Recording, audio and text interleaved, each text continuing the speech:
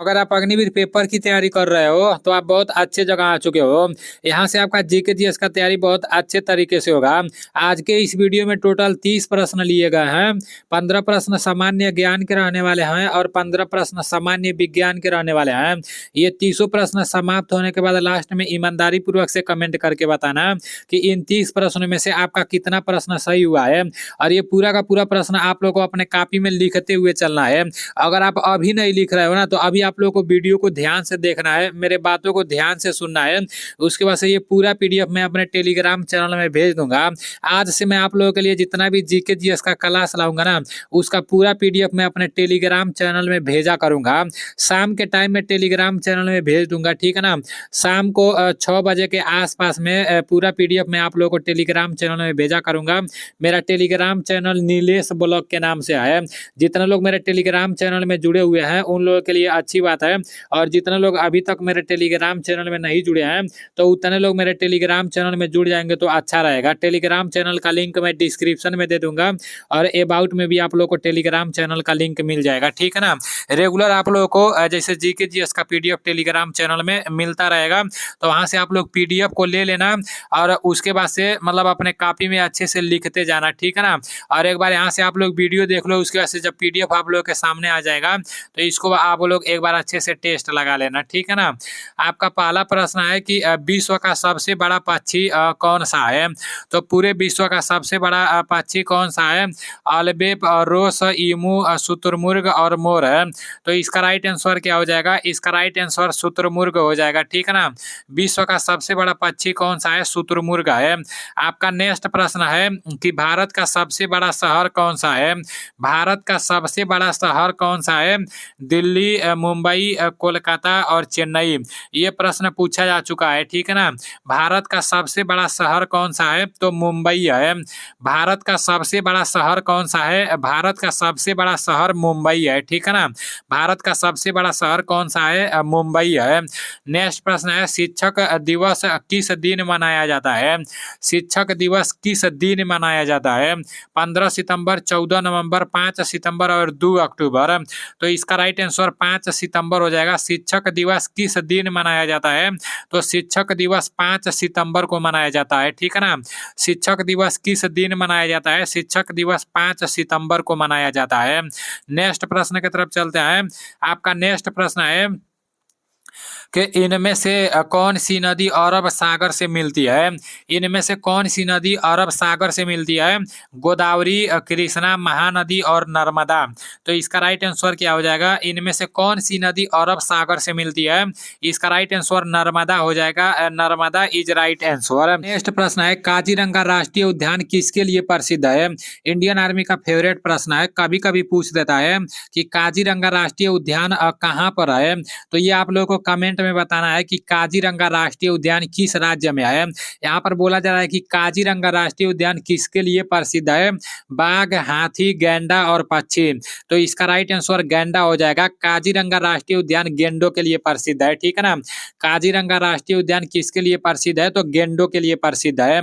आपका नेक्स्ट प्रश्न है कि बांग्लादेश का राष्ट्रीय गान किसके द्वारा लिखा गया है। बांग्लादेश का राष्ट्रीय गान किसके द्वारा लिखा गया है। रविंद्रनाथ टैगोर, भूपेन हजारिका, मोहम्मद इकबाल और मुजीब उर रहमान है। तो बांग्लादेश का जो राष्ट्रीय गान है ना, वो रविंद्रनाथ टैगोर जी के द्वारा लिखा गया है। बांग्लादेश का राष्ट्रीय गान क्या है ये आप लोग को कमेंट में बताना है, ठीक है ना। बांग्लादेश का राष्ट्रीय गान क्या है ये आप लोग को कमेंट में बताना है। और बांग्लादेश का राष्ट्रीय गान किसके द्वारा लिखा गया है, तो रविंद्रनाथ टैगोर जी के द्वारा बांग्लादेश का राष्ट्रीय गान लिखा गया है, ठीक है ना। नेक्स्ट प्रश्न है कि यातायात के संकेत में लाल बत्ती क्या दर्शाती है। ये तो आप सभी लोगों को पता होगा और ये आर्मी में पूछा जा चुका है, ठीक है ना। 2018 का प्रश्न है कि यातायात संकेत में लाल बत्ती क्या दर्शाती है। धीरे चले, रुको और तेज चलो, और नीचे आपका दिया है कि चलो। तो इसका राइट आंसर क्या हो जाएगा, आप सभी लोगों को पता होना चाहिए। इसका राइट आंसर रुको हो जाएगा, ठीक है ना। जो यातायात मतलब जो गाड़ी उड़ी चलता है सड़क पर, तो मतलब जो लाल बत्ती जैसे जो संकेत देता है ना रुकने के लिए देता है, खतरे का वो संकेत रहता है। ये पुराना प्रश्न है आर्मी का, और पहले आर्मी में इसी तरह का प्रश्न पूछा जाता था। आपका नेक्स्ट प्रश्न है कि प्रसिद्ध चिल्का झील किस प्रदेश में स्थित है? ये तो मतलब कभी भी पूछ देता है, ये ऑलराउंडर प्रश्न है। प्रसिद्ध चिल्का झील किस प्रदेश में स्थित है? महाराष्ट्र, आंध्र प्रदेश, उड़ीसा और मध्य प्रदेश। तो इसका राइट आंसर उड़ीसा हो जाएगा। प्रसिद्ध चिल्का झील किस प्रदेश में स्थित है? तो उड़ीसा में है, ठीक है ना। Orissa is right answer. मैं देख रहा हूँ आज आप लोग का 30 में से 30 प्रश्न सही होना चाहिए, ठीक है ना, जिस टाइप का प्रश्न आज आया है। आपका नेक्स्ट है कि अंतरिक्ष में जाने वाले सबसे पहले भारतीय कौन है? राकेश वर्मा, राकेश शर्मा, रवि वर्मा, रवि कुमार। तो इसका राइट आंसर क्या हो जाएगा? इसका राइट आंसर राकेश शर्मा हो जाएगा, ठीक है ना। अंतरिक्ष में जाने वाले सबसे पहले भारतीय कौन है? तो राकेश शर्मा है। आपका नेक्स्ट प्रश्न है कि राजा अशोक ने अंतिम युद्ध कौन सा किया था? तो राजा अशोक ने अंतिम युद्ध कौन सा किया था? कालिंग का युद्ध, कालीकट का युद्ध, पानीपत का युद्ध और पलासी का युद्ध। तो इसका राइट आंसर कालिंग का युद्ध हो जाएगा, ठीक है ना। अशोक ने अंतिम युद्ध कौन सा किया था? तो कालिंग का युद्ध किया था। आपका नेक्स्ट प्रश्न है कि धार्मिक किताब भगवत गीता किसने लिखी थी?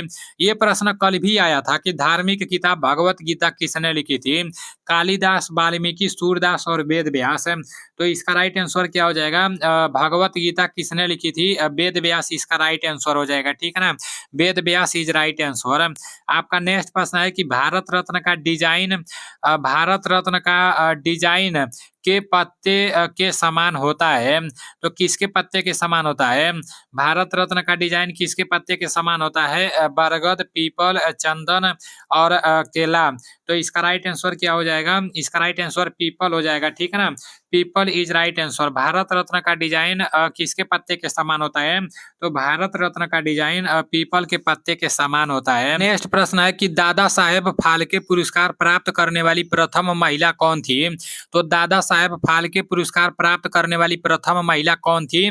नरगिस दत्त, उमा देवी और सुलोचना और देविका रानी। तो इसका राइट आंसर क्या हो जाएगा? दादा साहेब फाल्के पुरस्कार प्राप्त करने वाली प्रथम महिला कौन थी? इसका राइट आंसर आपका हो जाएगा देविका रानी, ठीक है ना।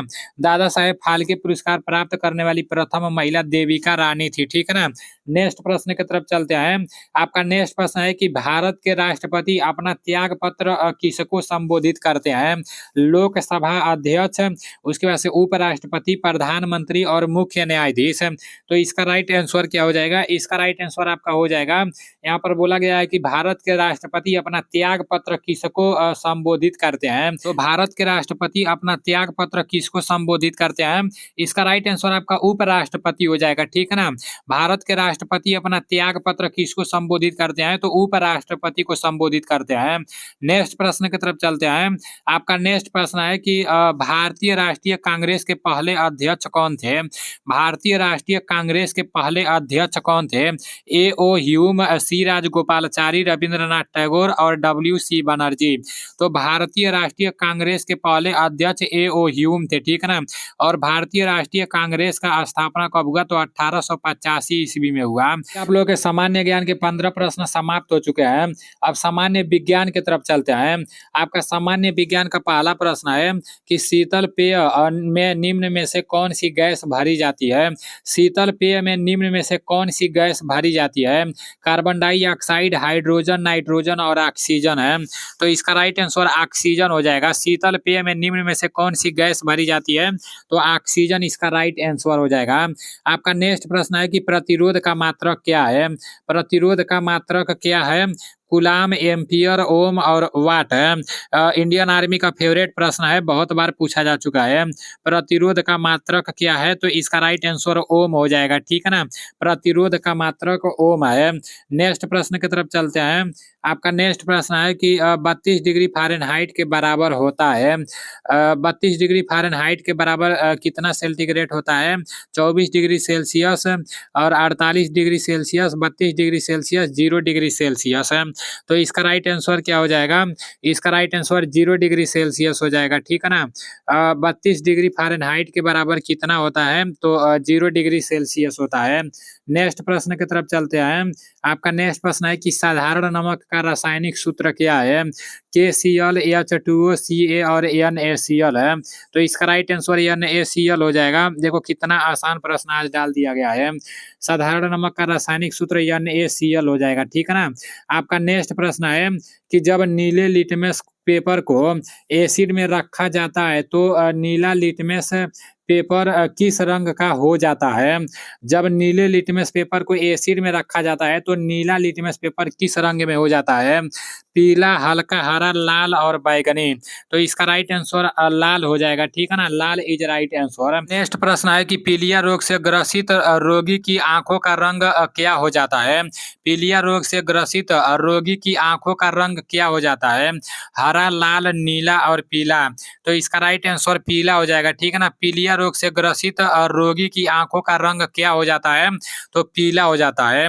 आपका नेक्स्ट प्रश्न है कि खगोलीय दूरी मापने की इकाई है। खगोलीय दूरी मापने की इकाई क्या है? मीटर, किलोमीटर, प्रकाश वर्ष और समुद्री मील है। तो इसका राइट आंसर क्या हो जाएगा? इसका राइट आंसर प्रकाश वर्ष हो जाएगा। खगोलीय दूरी मापने की इकाई प्रकाश वर्ष है, ठीक है ना। नेक्स्ट प्रश्न की तरफ चलते हैं।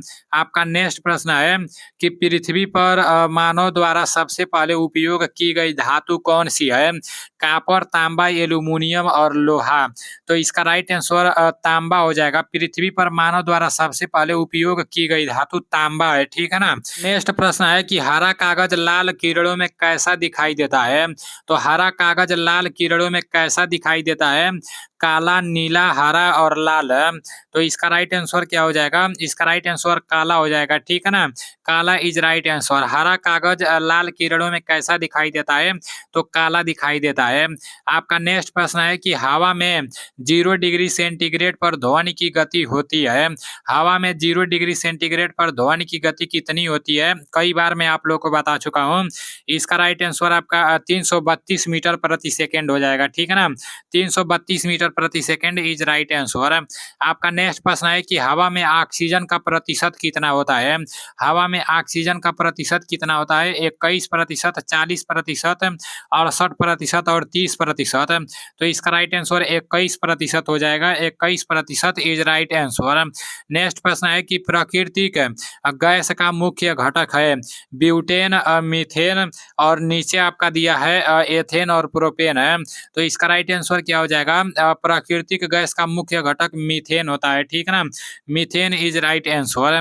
नेक्स्ट प्रश्न की तरफ चलते हैं। आपका नेक्स्ट प्रश्न है कि बिजली की हीटर का एलिमेंट धातु का बना होता है। चांदी, कॉपर, लेड और नाइक्रोम है।